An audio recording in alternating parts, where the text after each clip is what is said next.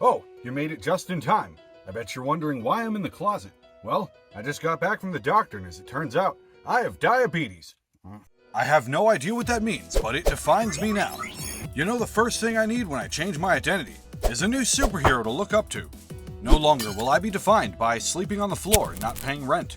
My dreams have changed, but there must be hundreds of diabetic superheroes. Oh. Well, there's Captain Novolin on the Super Nintendo. I love that thing, you know, platonically. For now. Wait, why do they need a password? Passwords are usually for when you need to continue your game where you left off, but I never started to play yet. Oh, it's from my doctor. But you never gave me a code. Damn it. Hello? Hey, I need a password for an old Super Nintendo game. Tim, are you aware that you called your doctor? Yes, I am aware. Tim, I'm really busy right Oh, now. come on. I thought you were supposed to help people. What game is it? Oh, I don't know. The game didn't tell me. What do you mean the game didn't tell you? Just look at it. That's kind of far from here. I don't know what to tell you. I'm too busy for this. Wait, that's not... And I can't help you if you don't at least have the name of the game. Fine, I'll be back in a minute.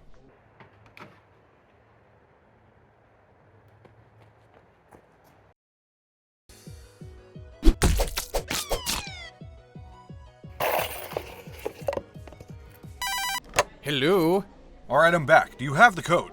What was the game? God damn it. I'm pretty sure it was Aladdin. What the hell did he mean by Genie Jafar? I need numbers. Malpractice piece of shit. I'm just gonna hit start. Looks like we have to save the mayor from aliens. Well, we better haul ass. Whoa, this is a weird difficulty slider. Whoa, wait. Thanks for the offer, buddy. But I brought my own drugs, thank you. Now that we're pre-gamed up, let's dive in. So far, so good. Look at that jump, and all those flips. Let's keep track of his powers here. I'm unable to attack, eat, or even argue with the giant food. I can, however, eat the tiny food in one bite. I think this is because this isn't really food. Shooting up before leaving the house has unfortunately caused him to hallucinate living things as edible nourishment. The giant food must be people, and the small food must be babies. You know what that means. Things are starting to look up. Captain Novolin has 1 speed, but I wouldn't call this hauling ass. So he's only willing to travel as fast as he can walk. You would think this means he moves too slow, but it's quite the opposite. The screen is so zoomed in, you barely get enough time to react. For the most part, it's fine, but the granola speedwalkers might catch you off guard. But slow and steady wins the race, is what I always say. Although the cookies in this are a whole other story. I just can't figure out how to get past these. First off, the hitboxes in this game are questionable at best, so it's easy to slam your shin when you're jumping from too close, as well as jumps that are more frustrating than they need to be. Like, how did I get hit here? It also feels like you lose a lot of momentum when you leave the ground, making jumping feel really heavy despite how much air he gets. You have to get like a running start to get through fast enough. You're probably thinking I should just time it better, but the cookies try to jump at the same time as you, meaning you have to time it to when they aren't fully ready to jump. But that's hard to do because remember, you can't see past 4 feet in front of you, so it's hard to plan my jumps out when I'm trying to stay at full acceleration. You have to dash dance constantly to keep yourself from getting hit by anything. It's challenging, but a little challenge never hurt anybody. Wait, what happened? What did I miss? Did he just die? Okay, this is probably just a fluke. Definitely won't happen again. No, it happened again in the same spot. Oh, come on, man, you can't be dying for no reason. I'm really trying to make you look good here. Okay, what's going on? I'm eating too much? I'm not even eating the big food. Maybe my doctor knows something I don't. Let's give him another call. Unfortunately, it's going to be a little harder to contact my doctor now. I ran out of quarters to use for the payphone. But that's okay. There are other ways to use a phone. Hello?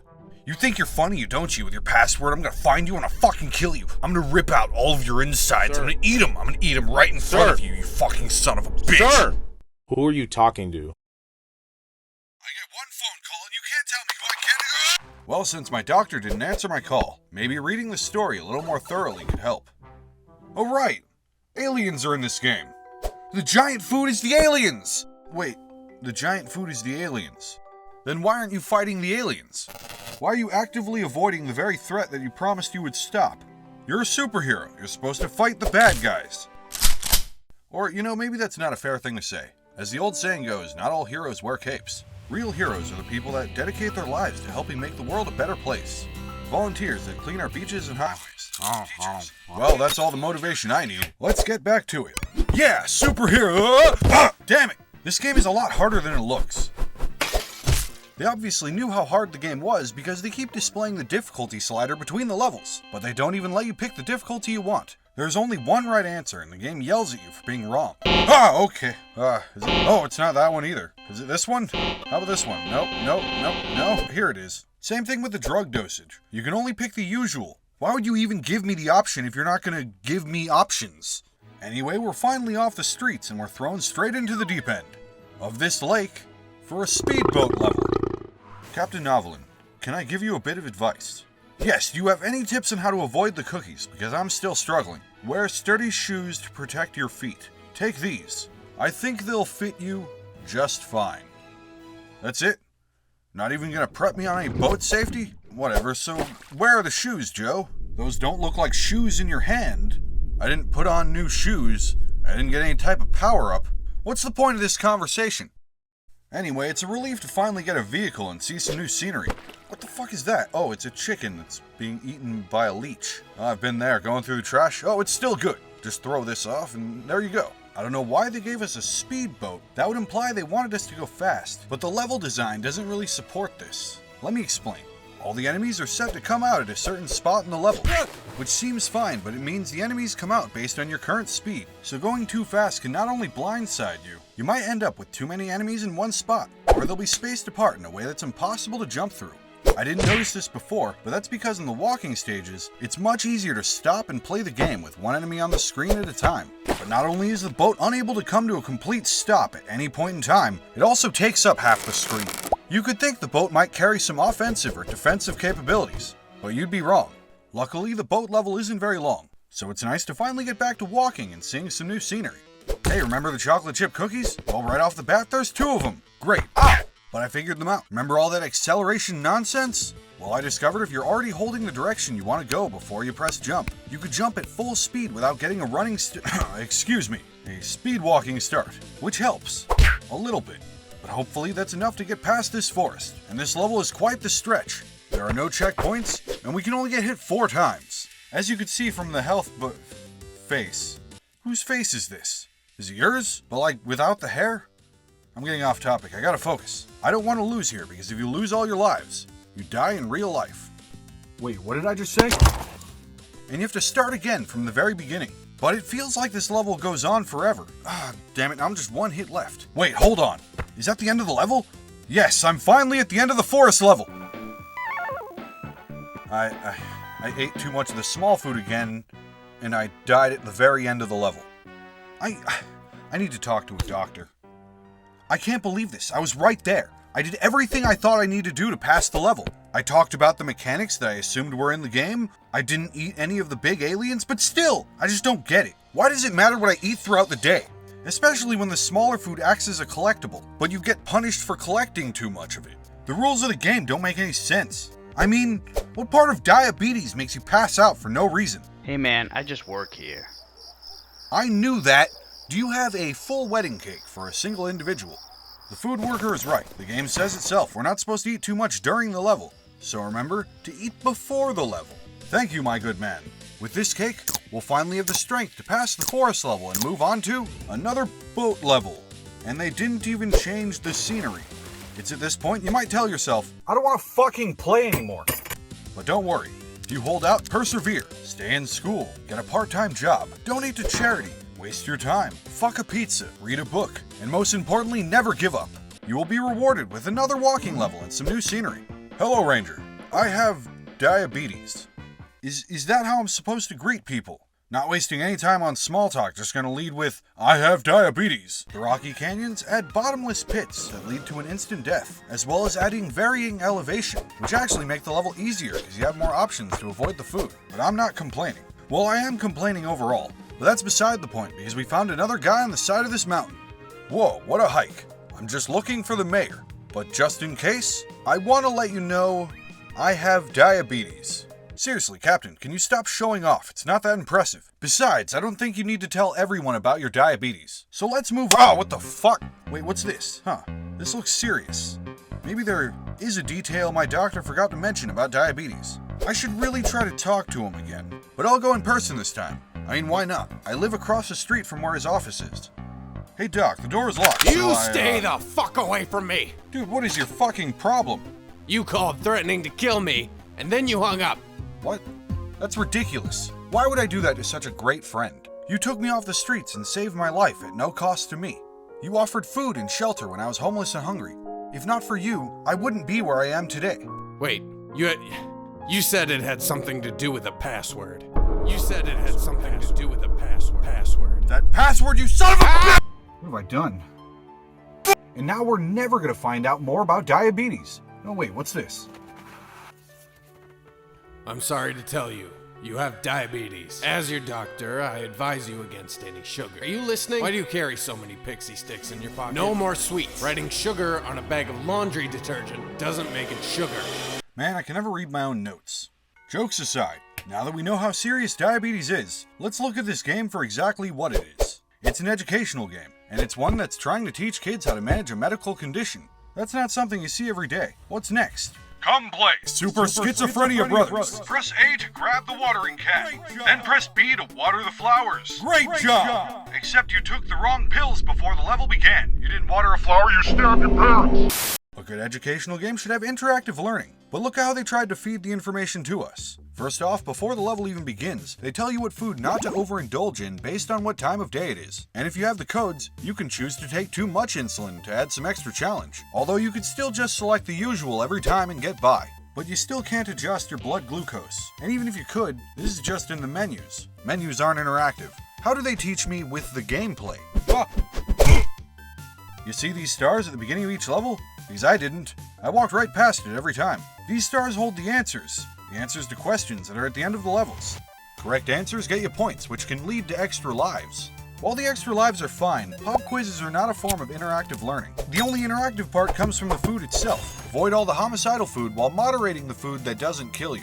And it can be as easy as avoiding most of the collectible food altogether. And that's just leading you down the road of anorexia. That means all the medical information I just mentioned can easily be skipped. And I think this was intentional so they can get more people to play. But diabetics deserve better. I shouldn't have to point out that medical information should not be skimmed through. It's something you really want to make sure someone understands before being left to their own devices.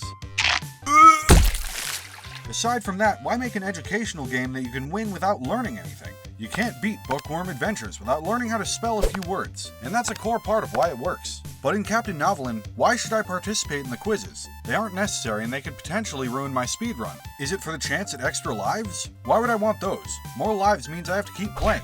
But if you don't learn this stuff, as a diabetic you'll die. Oh, thank God. For a second there I thought I was gonna have to actually wake up tomorrow morning. See, games like Typing of the Dead teach a skill that's commonly used in today's society, but diabetic information isn't as common as reading and writing when it comes to education. Not everyone is going to buy a diabetes management game, but because they still wanted to join the battle of the 90s mascots, they distributed 10,000 copies of this game to hospitals to give out to kids with diabetes. You could say that's a very selfless act, but I'm pretty sure doctors charge 10 times the retail price, depending on your insurance.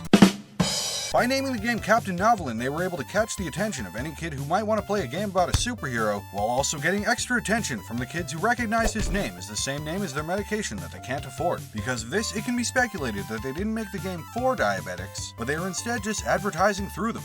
You get the game from your doctor, go home, play the game, tell your friends about it, because, well, they can play it too. So what's the problem? Well, it doesn't take an angry video game nerd to see this isn't a quality title. It begs the question of what's the point of making sure everybody could play the game when no one is going to want to play the game in the first place, even if you lower your standards to account for this game being educational. Never forget that learning can be made fun through video games. I hate math, but I love math blasters. And I'm no cannibal, but we really need to get to wherever this Oregon Trail leads to, and we ran out of food, so... Sorry, Steven. Now that we know we don't need to know anything about diabetes to beat this game, let's use everything we learned about diabetes to finally beat this game. Last we left off, we were about to get through the mountains. So, let's get back to it. It keeps repausing. Let me just... Come on. Come on! Why are the buttons so fucking sticky? Fucking great! This is all your fault! adjust your blood glucose, adjust this wrong password shit. I lost my keys this morning. The whole day we're just dragging around, not helping anybody. Why don't you care about the aliens? Answer me! You know what? I'm telling on you. Blah, blah, blah, blah, blah, blah. Hey! I'm sorry to interrupt this town hall meeting, but we need to talk about this so-called town hero. First off, who even is this guy? Well, from what I understand, he represents a type of insulin, and this selfish son of a bitch has been claiming to want to help everybody from the aliens, only for him to ignore every alien that we've seen today and rush directly towards saving the mayor, and I want to know why. Well, the problem is, I don't think he's in charge of his own actions anymore. I wonder who is. We'll get to that. For now, let me tell you about before he fell into the wrong crowd. It's time to time travel through time.